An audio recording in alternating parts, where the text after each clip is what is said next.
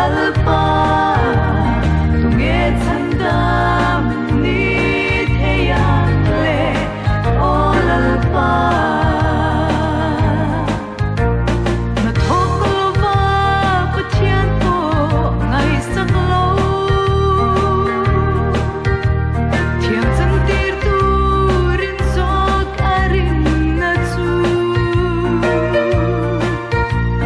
ama fel na arwa tanisi avang mag em lalpa mangai na chu ei malam kahan in en hian lalpa em mareng hi putur om silo ma se krista lam cho ka thir le chuan mi fel vom ki pa min lo pom le si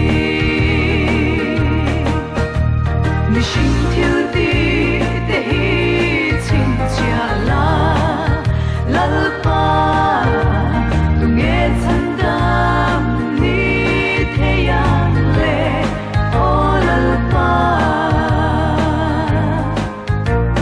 mi shin mit mu a thing lo ma ila Isu Krista karina avanga lalpan fela min lo kong ve chuanin katan chu chu atok ring to